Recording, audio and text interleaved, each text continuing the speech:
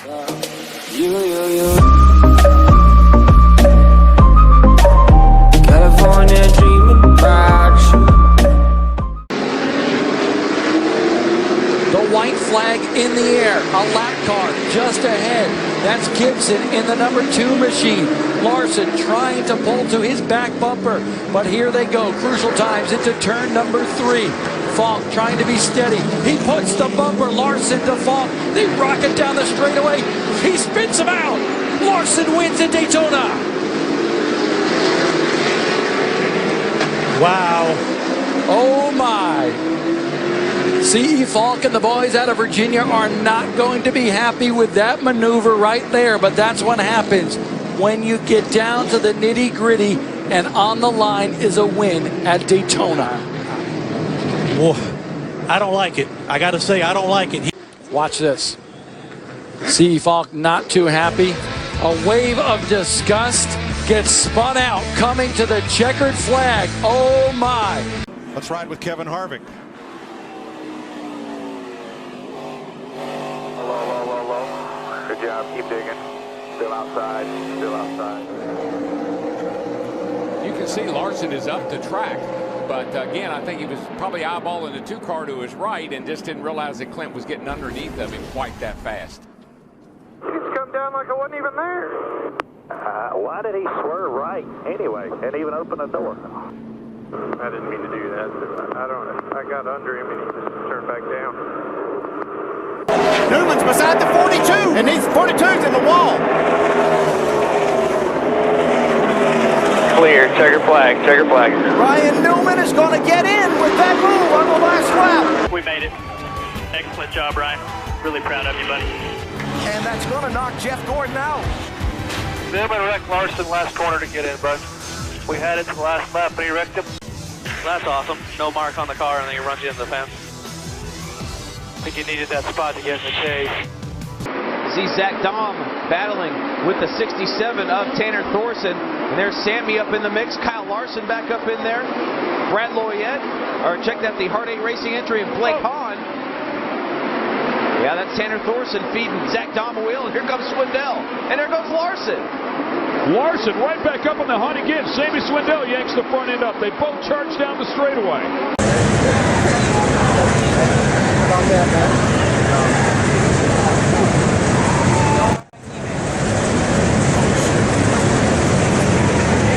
Anybody out? So Logano's going to stay out. Kyle Larson looks like he's going to stay out. Kyle Busch decides to come in. Well, then Kyle Busch changed his mind, took a hard right to go back on the racetrack at the same time that Kyle Larson decided to take a hard left and come to pit road. Confusion getting onto pit road. Kyle Larson wouldn't have made it. He was already past the cone. Kyle Busch was trying to get back off of pit road. Yeah, I think Kyle Larson, when he saw the 18, he turned right. I think if the 18 not been there, he probably would have made it. They stay out around you, stay out. Not with this 4. Planning on staying here. Stay. Ready? Pit. Oh! They have crashed at the entrance of pit road. The was he thinking? He was never going to make the commitment call anyway. It's just the same old. Please apologize to them as much as you possibly can. Look at Kurt Busch battling out there on the outside of the 19. Whoa! Wrecked down the back straight with a 19. Kidding me? Big wreck behind you. Caution south. Well, we knew that it might be a little wild and crazy here at the end. Yeah, that would hurt. Damn, man. Give me a break. Who was that? That was Kyle Larson. What an idiot. So this is Kyle Larson out warming the tires up. Tony Stewart's coming out just behind him. What happens here, guys? You can see Stewart, he is at pace, and Kyle Larson is not at pace. So up through the S's, and you talked about it earlier for qualifying, it just kills Tony Stewart's lap. I mean, it doesn't hurt it, it kills it. And then Larson then decided to go, and I'm sure that didn't make Tony Stewart happy. No, and one thing we know about Tony is when he's not happy, he's going to come tell you about it, which I respect. I like to, get it out in the open. Well, Tony's getting it out in the open right here. And Kyle, I like know what he's thinking as he stares at one of his mentors in Tony Stewart. Well, I think that Tony respects Kyle. I think Kyle respects Tony, and I think when you It's almost like teammates.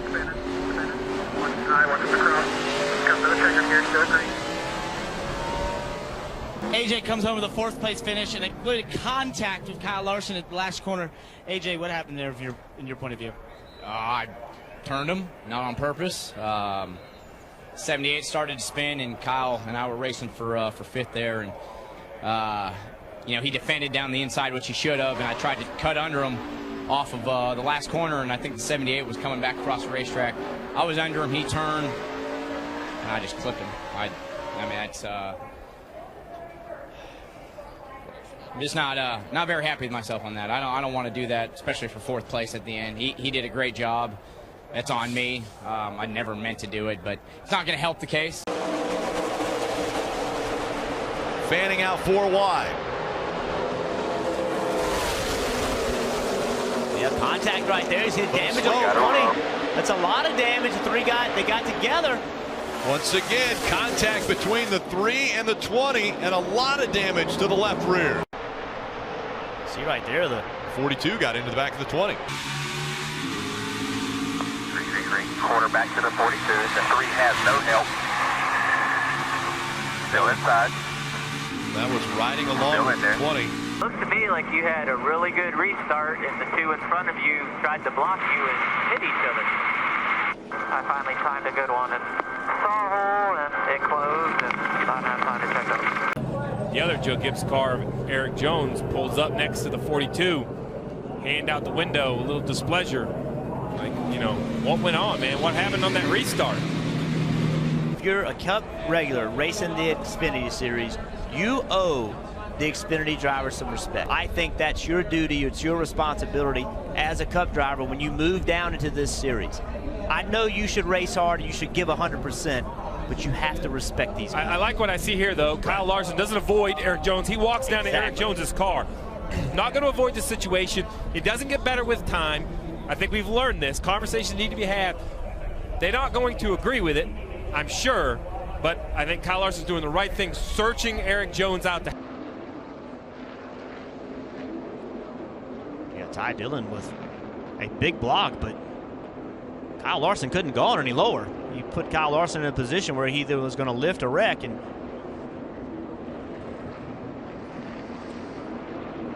there was a little contact with the 21 of Ryan Blaney as well as he was coming up the racetrack.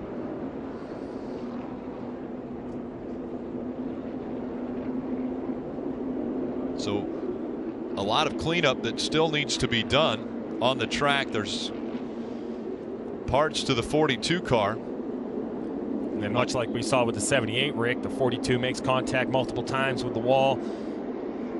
Decent contact, not a huge impact. This one right here, though, actually might have been one of the bigger hits. Kyle Larson out of the infield care center. He's been released all the way down into that inside wall. What happened? I mean, I was to his inside all the way off 4, and he just kept running me down, running me down, running me down. And, I mean, we're to the end. I'm not going to lift. And he just ran me down far enough where I had nowhere to go. And he actually, I clipped his left rear, and then it got me loose probably down to the speedy dry, and I just came back across the track. So a ton of blocking today. Pretty aggressive, dirty blocking. I got blocked a few times. I saw other people blocking pretty aggressively, so pretty annoying. But oh well, I don't know. I was there the whole time on that one, so that one was pretty bad. But it's just Indy.